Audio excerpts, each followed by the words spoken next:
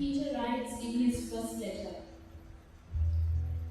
"But you are a chosen people, a royal priesthood, a holy nation, a people belonging to God, that you may declare the praises of Him who called you out of darkness into His wonderful light. Once you were not people, but now you are the people of God. Once you had not received mercy, but now you have received mercy." Lord, we thank you for that wonderful mercy. And you remind us so often that we are a chosen people, a royal priesthood, and a people belonging to you. But so often, Lord, we live just below that calling that you have given us.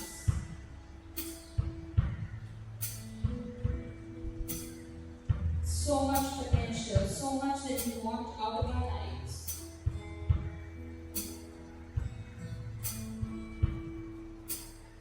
But we just mess it up. And we want to say that we are sorry.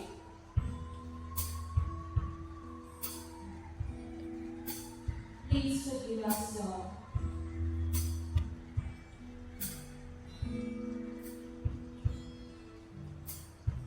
When you created us as humans, you had such big plans for us to live in your image, to live as people who belong to you, chosen, set apart from the world. But we fall so often, and we want to say that we are sorry.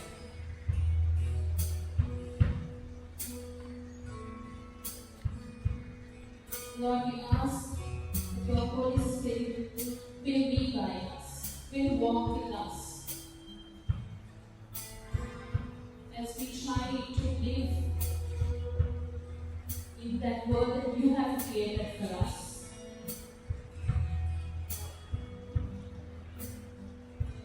To be the people that you want us to be.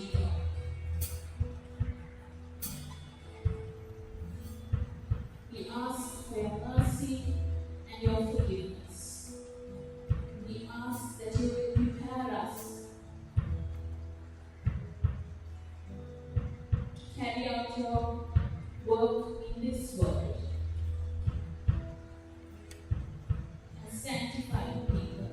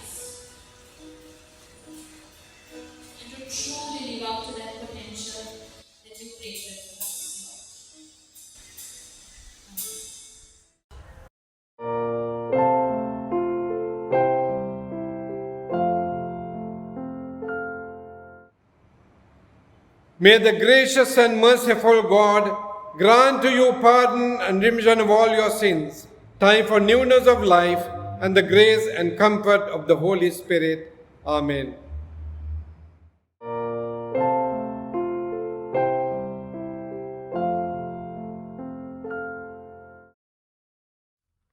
The Bible reading is taken from Psalm 118, reading from verses 22 to 29. The stone which the builders rejected as worthless turned out to be the most important of all. This was done by the Lord. What a wonderful sight it is! It is the day of the Lord's victory. Let us be happy. Let us celebrate. Save us, Lord, save us. Give us success, O Lord. May God bless the one who comes in the name of the Lord. From the temple of the Lord we bless you. The Lord is God. He has been good to us. With branches in our hands, start the festival and march around the altar. You are my God, and I give you thanks. I will proclaim your greatness.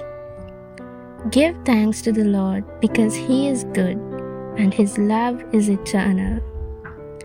This is the word of the Lord. Thanks be to God.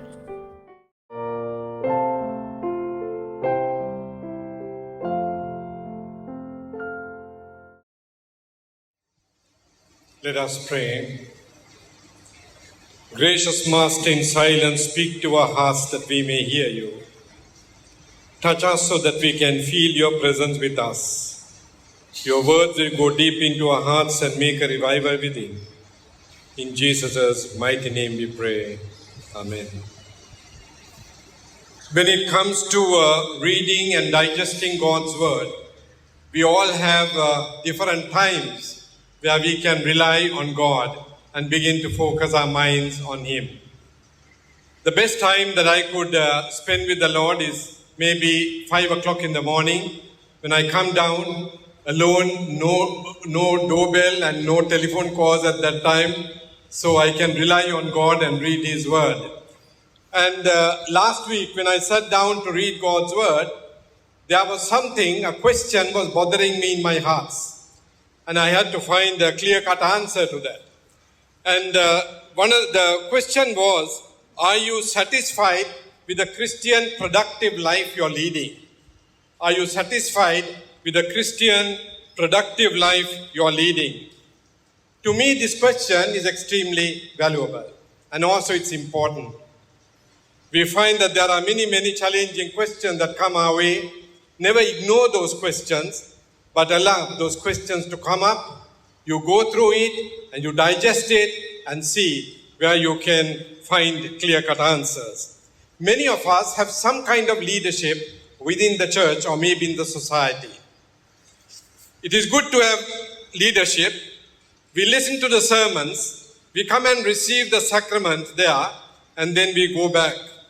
But of course, I presume that during the weekdays, we rely on God's word. Now, sometimes we realize that if we can fulfill these desires and also we can fulfill these commands, that we are all right, that we are leading a spiritual and a productive life. To me, these are all spiritual obligations.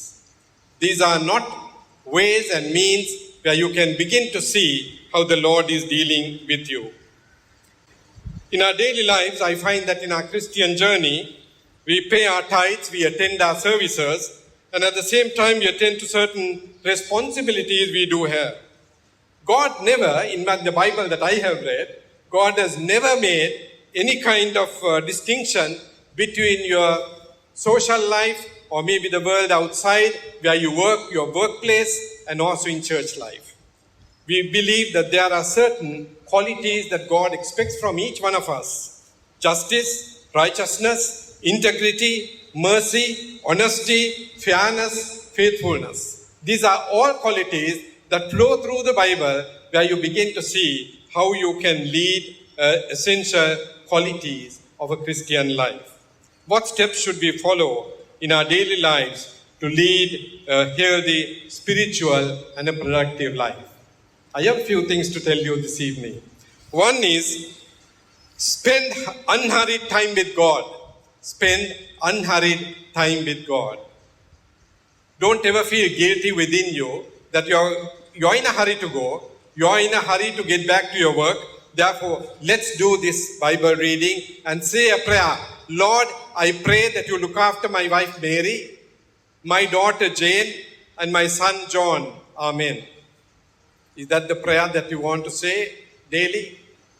I'm sure you love your families very much, but that is not the prayer that God expects. Don't have hurried prayers. Spend time unhurriedly. Sit down and allow Him to talk to you. Prayer is a dialogue between two people who love each other. You speak to God and God has to speak to you. And I find that there are many times when I've sat down and begin to pray and ask for certain things in life. Not for me, maybe for others also. All this time, there was a hideout that I had. I think I have told you before. My hideout is a little chapel at St. Michael's and All Angels, Polvatta. I grew there as a little boy. I was vicar there for 6 years and plus 1 year before, 7 years. So even when I came here, I used to rush there, say a prayer, spend some time and come back. But last week, I came to your chapel here. I believe God is everywhere, don't get me wrong. But I came to this chapel and I spent some time there for a family. The wife has lost the job. She needs a job. So she came and told me, Father, please pray for me. And in my prayer, you know what I said? I said, if you feel you can open a door for this lady, please open a door and allow her to find a job. And in case if you feel her duty is to be at home and care for the children, you are the Jehovah Jireh, provide all what they need in their lives. That was my prayer. 2 weeks after that, she comes to me and says, Father, prayer answered, I have got a job. That means everywhere God is present and God hears us. What we need is unhurried prayers. Second one, take time to rest. Rest is very necessary. I found that one of the scholars, a very educated doctor has written a very good article about COVID. One of the things he says is, you must do your regular exercises and at the same time, you must take your rest, which is important. Sometimes we rest too much that we forget everything else that we need to do. It is a godly concept, the art of resting. When we read the book of Genesis, what do we find there? God created everything. Everything was planned and created by God. Finally, He takes a rest. And that is Sabbath day. That we call the Sabbath day. At this particular moment, I'm really helping a girl to understand Christianity. She is a doctor and also she is a very, very intelligent girl. But she has a lot of questions. To be very frank with you, when I first met her, and the question she asked me, I thought in a negative way, this won't work. She never get baptized. But after that I gave time. I said, 2 of you go away, begin to realize where you stand and what you want to do. Then come back to me. It took a few months. And then she said, yes, I want to come back. And in this particular instance, she said, Father, can you explain to me this Sabbath? I can't understand Sabbath. I said, that's a day of rest. We all need a day of rest. Of course, clergy can't rest on Sabbath day, which is Sunday. But we need to realize that a rest is very necessary. To recharge our batteries, spiritual batteries have to be recharged. You need to find a day where you can get away.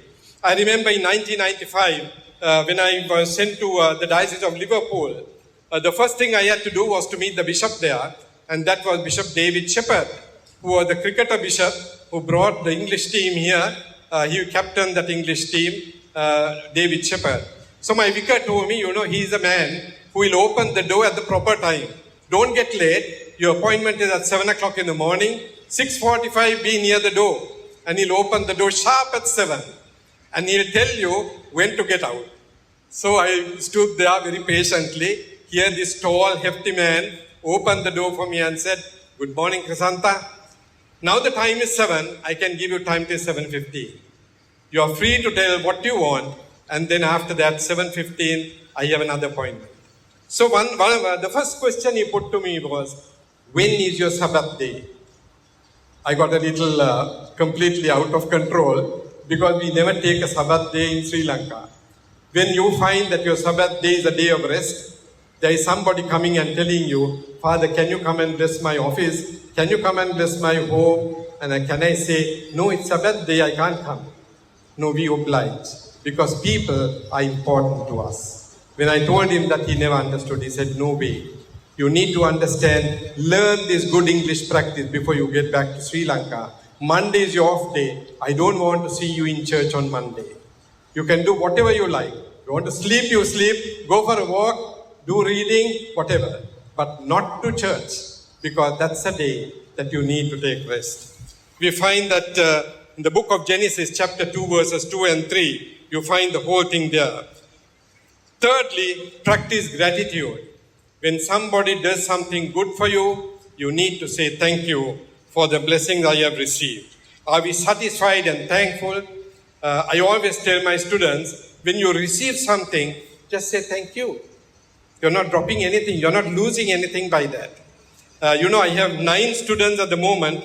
They're going to Pilimatalawa to study their theological studies in September. This is one of them. So he's one of the 9. So every Thursday I have to do a class, ministry in training. So I always tell them, I find that most of our clergy don't have the attitude to say thank you for something that is being done. The first thing you need to understand is that. So blessings, you need to say thank you. Thank you, Lord, for the great things you have done in my life. Or are we just taking things for granted? That's something I'm asking. Father Perniola was my mentor for a long time. He was an Italian Roman Catholic priest who died at the age of 103. Till he died, he never went by car. He took a 3-wheeler only when he carries a lot of baggage with him. Otherwise, he takes public transport.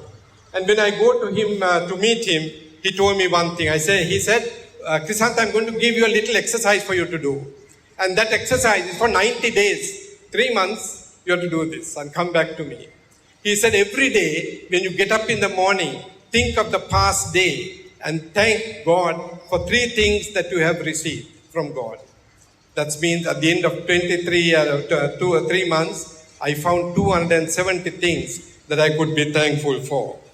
In Psalm 118, verse 24, it says, this is the day that the Lord has made. I will rejoice and be glad in it. Fourthly, focus on God. Focus on God is very necessary. Sometimes we never focus on God. Prayer should be, let me hide behind the cross where you are crucified. And so that we can focus on God, don't take your eyes away from God.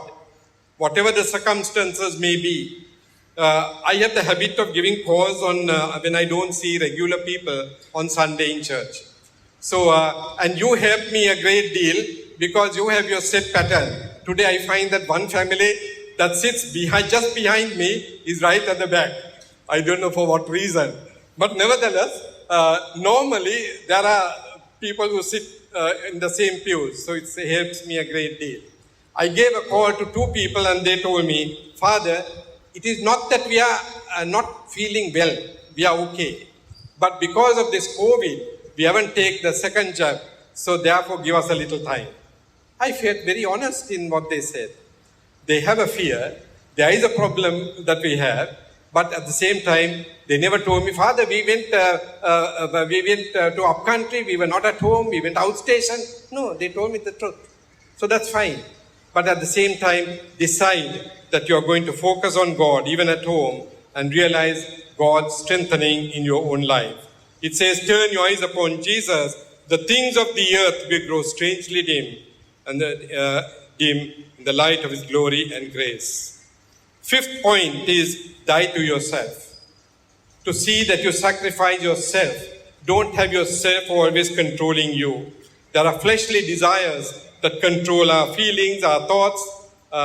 I was telling a certain person, you don't actually need a lot of time to fall into any kind of temptation. You can fall into temptation just like this. And that's it. They've got into temptation. So you have to be very careful about fleshly desires that come our way. With the Spirit's guidance and the leading is very necessary. Jesus says in St. Matthew's Gospel, if you want to be my disciple of Christ, you have to deny yourself, take up his cross and follow me. There are certain people, when we get closer to them, we become part of their life. You know, there is one old lady, she is about 92 years old. She is a Chanti Nivasa at St. Margaret's Convent. Yesterday, when I went to bed a little early because I was preaching at all 3 services, so I need a little more rest. Morning, when I looked at my phone, there was a missed call from Sister Chandrani, Superior. And I told my wife, there's a call from Sister Chandrani. My wife guessed straight away and said, I think that lady is gone to be with the Creator. So I gave a call and sister said, yes, this Margie has gone.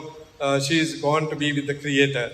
Now this Margie still is under the impression that I am staying next door. The vicarage of St. Michael's is next to the convent. She believes that I am there. So whenever she feels that she needs me, she tells sister, call Crisanta, I want Crisanta here. So when Father Niroshan goes to the communion, I don't need communion from you. Father Crisanta will bring communion. You get away. So recently also I got a call and I went there and I prayed with her and I said, I'm not here, but whenever you need, let me know, I will come. So sister said, there your friend has gone. The last time when I went, she told me, Father, I don't know how long I will live, but the day I go, I hope you will go with me. The day I go, I hope you will go with me. So as soon as I knew that she's gone, I was thinking, oh Lord, what is going to happen to me, right? So, but nevertheless, still the date of the funeral is not known, but certain people become extremely connected to us, join with us, and they don't want to go anywhere. They don't want to find some kind of consolation and love with others. 6th point is manage and organize your life. That's very important. We need to be organized people. Sometimes we are not methodical. We don't know exactly what we are doing. We have a whole heap of things to do. I have 3 secretaries in the office. 2, I have managed to put them into some system. My system is, you must have a little book with you.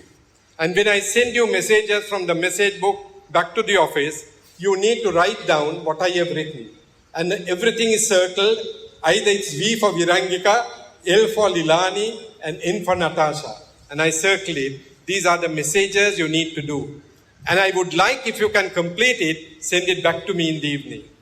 But there is one person who refuses to write in that little book. She always feels that she has everything in the mind. It is not, but keeps on forgetting things. But nevertheless, we have to put up with it and we have to continue. But I always tell her, don't be too sure of yourself. I want you to get yourself organized. St. Michael's secretary, Archdeacon secretary, they both say, Father, you trained us in a certain way and thank you for that. That is because we need to be organized people. A Christian has to be an organized person for God. You can't just do things haphazardly. Colossians 3:23 says, whatever you do, remember that you are doing it for the Lord. When you find that you are giving a training to somebody, you are training that person for that person to continue in the way you need to do. We need to manage and organize our lives well. We need to spend time with God. Point number 1.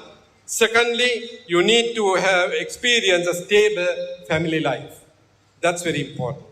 Because we all, most of us have children, and we find that there are some children who don't want to leave the home. There are some children who love to leave the home and go away. I don't know to which category of children that our children belong to. And also I need to tell you something. There was a couple, very interesting couple, that came to me last Saturday for counseling, marriage counseling. I told them, you know, you are getting married in January next year. Why have you come now? You have some more time. No, Father, I want to do that early and put it aside. Then I know it's done. You do the counseling, you give the certificate, that obligation is done. When I spoke to them, I said, who suffers most when you get married? Who suffers most? I'm asking the couple, who suffers most when you get married? Are you both having stable family lives? Yes, our parents care us care for us, and we are very, very happy. Who suffers most when you get married? I'm asking the two young people. So the boy said, Father, I am very attached to my mother. So my mother is also very attached to me. So I said, remember, when you get married, the love for your mother and your love for your wife, there is a difference. You need to figure out that. Otherwise, you'll be in deep trouble. So I was able to counsel the person. I asked the daughter, and I saw tears rolling down her cheeks. And she said, my father, he doesn't want to let go. But I said, you need to let go. I know all fathers who have daughters have this problem. They don't want to let go. They want to hang on. But how strong you may be a great person to put rules and regulations and be a real tiger at home. But your heart is very soft. And therefore, you don't want to let go. It's very, very difficult. And I know fathers who come and when they come here to hand over the daughter, they don't want to go. I said, you have handed over your daughter, now please go. He won't go. I said, please go and take your seat there. You have finished your duty. I told him. Why? Because they don't want to let go. I know what happened to me when I had to give my two daughters away and I'm hanging on to the third. But my wife always used to tell me, remember the children don't belong to us. They belong to God. They are only a loan given to us. Loans are, you have to pay back to the bank like that. God has given us children. We bring them up, we nurture them, we give them the spiritual strength they need, but they have to go. Let go. We are like this with the daughters. You don't do that, because I know I have learned bitter lessons in that, how you suffer. One father gave the daughter in marriage, went home and he got a heart attack and he died. That's what happened, because he just couldn't cope with it, this situation. But we know that especially when we have to give up, you give up wholesale. That does not mean that she's not going to be your daughter. She's your daughter anyway, but she's going to be somebody else's spouse. That we need to understand. If you have confidence in the person to whom she's getting married, you have no fear. That person will look after.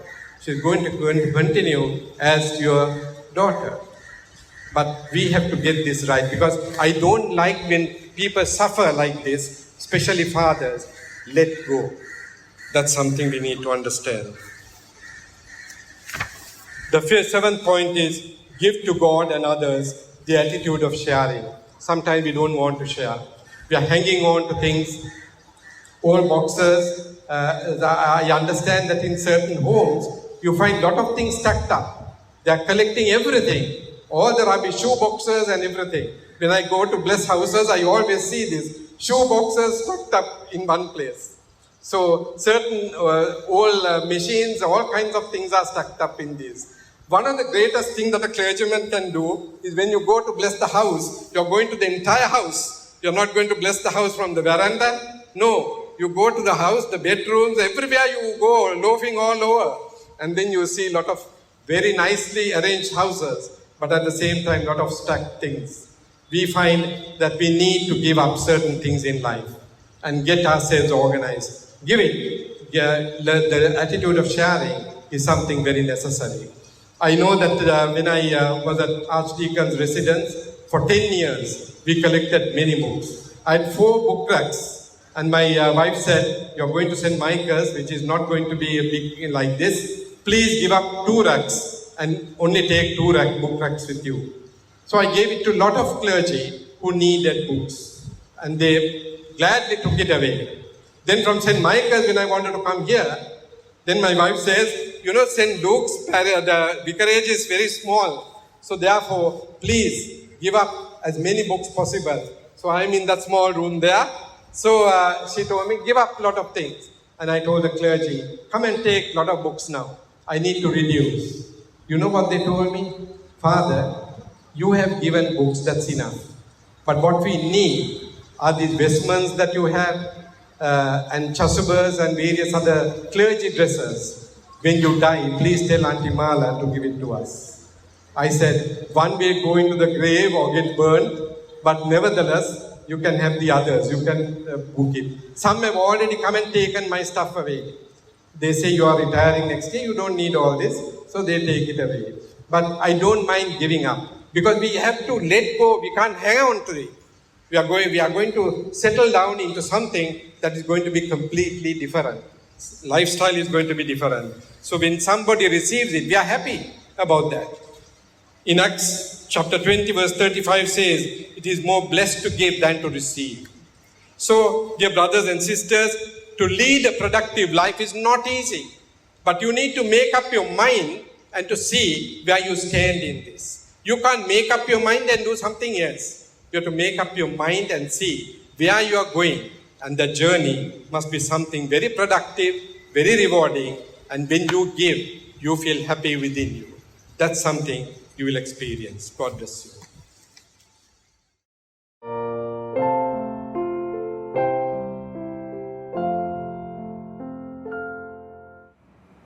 The peace of God which passes all understanding, keep your hearts and minds in the knowledge and love of God and of His Son, Jesus Christ our Lord.